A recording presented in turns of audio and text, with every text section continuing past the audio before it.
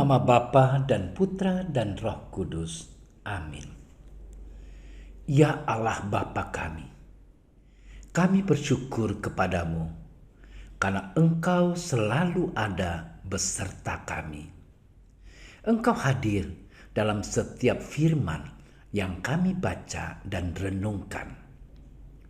Kami mohon penerangan Roh Kudus-Mu agar segala perhatian dan akal budi kami terarah kepadamu lewat firman dan renungan yang akan kami dengarkan saat ini.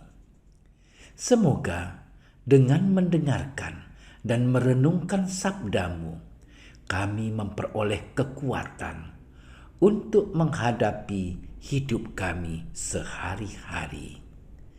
Demi Kristus Tuhan kami. Amin.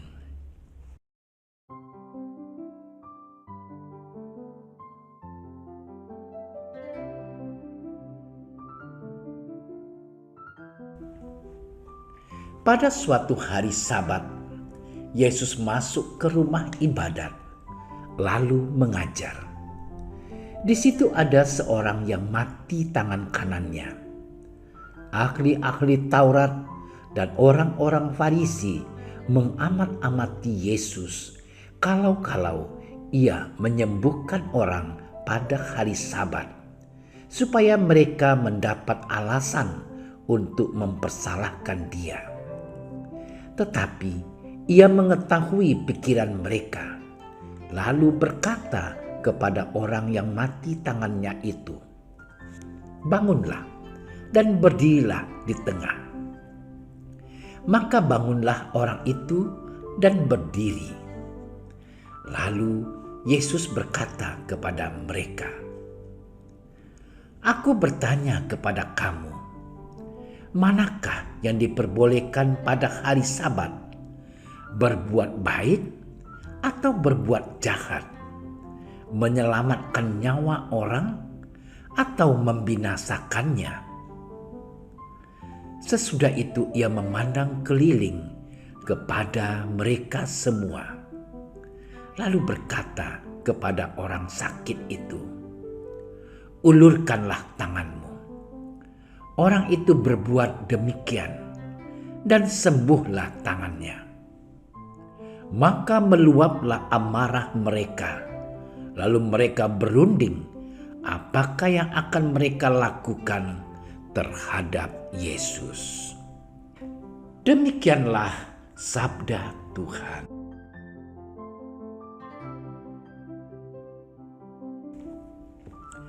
Saudara-saudariku yang terkasih, orang-orang Farisi berpuasa dan tidak bekerja pada hari Sabat. Puasa diterima sebagai kewajiban dari agama.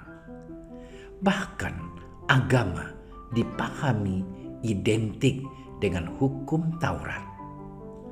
Hari Sabat adalah hari yang dikhususkan bagi Tuhan. Maka manusia tidak boleh bekerja pada hari Sabat. Bagi kita, cinta kasih dan pelayanan jauh lebih penting daripada segala aturan formal. Yesus sendiri menegaskan bahwa manusia lebih penting daripada hukum dan peraturan. Karena itu, menolong dan berbuat baik pada hari Sabat bukanlah dosa. Maka hal itu tidak dilarang dan boleh pula dilakukan. Saudaraku yang terkasih, hari ini Yesus tampil sebagai guru dan teladan bagi kita. Guru dalam jalan keselamatan, bahwa keselamatan itu hanya terdapat di dalam cinta kasih Allah Bapa melalui Yesus Putranya, dan bukan dalam hukum Taurat. Bahwa pelayanan yang benar ialah pelayanan yang berdasarkan cinta kasih, bukan berdasarkan hukum formal saja. Bahwa cinta kasih itu menuntut perbuatan nyata. bukan ajaran formal. Saudara yang terkasih di dalam Tuhan, sebuah tindakan bisa dinilai benar atau salah di hadapan hukum. Jika seseorang tidak melakukan apapun, tentu netral. Faktanya belum bisa dinilai melakukan kebaikan ataupun kesalahan. Tetapi pendapat yang umum seperti bisa keliru di hadapan Yesus. Di hadapan orang-orang Farisi, diam saja malahan sudah berbuat berarti baik. Kalau itu dihadapkan pada hukum hari Sabat, sementara menurut Yesus, diam saja adalah jahat. Kalau itu dihadapkan pada penderitaan orang lain, kita harus berbuat sesuatu. Kendati itu bertentangan dengan hukum hari Sabat. Mungkin dari sikap Yesus ini muncul pendapat para moralis bahwa di hadapan cinta kasih, hukum harus mundur. Namun seberapa banyak orang berani melawan hukum demi cinta kasih? Jangankan harus sampai bertentangan dengan hukum, berbuat sesuatu bagi orang yang menderita tanpa melawan hukum pun, berapa banyak orang yang rela melakukannya. Saudara-saudariku yang terkasih, banyak penderitaan di sekitar kita yang menantang jawaban konkret kita.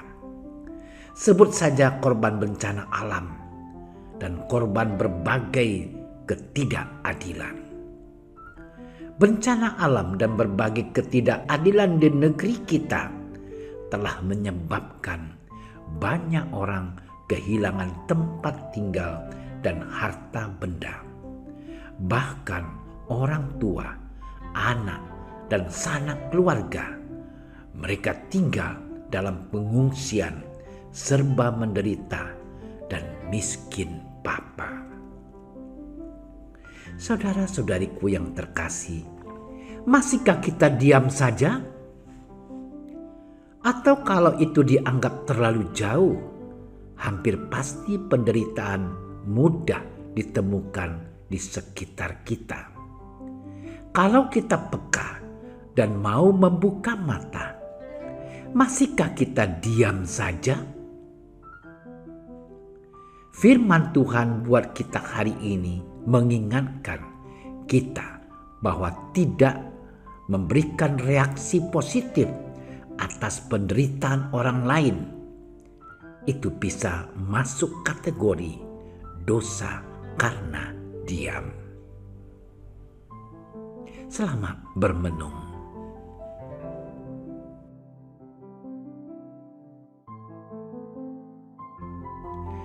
Ya Bapa yang penuh kasih, hancurkanlah ketertutupan hati kami terhadap Engkau dan sesama, agar kami dapat menjalin komunikasi yang terbuka dengan Engkau dan sesama, sehingga hidup ini dapat kami isi dengan semangat hidup yang dijiwai sabdamu, serta dijiwai semangat persaudaraan sejati. Doa ini kami sampaikan kepadamu dengan pengantaran Kristus, Tuhan dan Penyelamat kami. Amin. Dalam nama Bapa dan Putra dan Roh Kudus. Amin. Doa Santo Yusuf. Salam penjaga Sang Penebus, suami perawan Maria yang terberkati. Kepadamu Allah mempercayakan putra tunggalnya. Kepadamu Maria menaruh kepercayaannya. Bersama denganmu Yesus menjadi manusia. O Yusuf yang terberkati, perlihatkanlah dirimu sebagai seorang bapa juga bagi kami, dan bimbinglah kami di sepanjang perjalanan hidup. perolehkanlah bagi kami rahmat, belas kasih, dan keberanian, dan lindungilah kami dari segala yang jahat. Amin. Bapa kami yang ada di surga, dimuliakanlah namamu, datanglah kerajaanmu, jadilah kehendak-mu di atas bumi seperti di dalam surga. Berilah kami rezeki pada hari ini, dan ampunilah kesalahan kami, seperti kami pun mengampuni yang bersalah kepada kami. Dan janganlah masukkan kami ke dalam percobaan, tetapi bebaskanlah kami dari yang jahat. Amin. Salam Maria, penuh rahmat, Tuhan sertamu. Terpujilah engkau di antara wanita, dan terpujilah buah tubuhmu Yesus.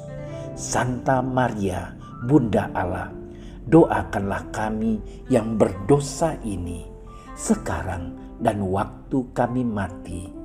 Amin. Kemuliaan kepada Bapa dan Putra dan Roh Kudus, seperti pada permulaan, sekarang, selalu, dan sepanjang segala masa. Amin. Terima kasih sudah menyaksikan renungan hari ini. Jangan lupa like, subscribe, dan aktifkan tombol loncengnya agar Anda yang pertama mendapatkan notifikasi updatean renungan harian dari Komsos Keuskupan Padang. Dan bagikan ke sosial media agar saudara-saudara kita dapat mendengarkan dan merenungkan firman Tuhan.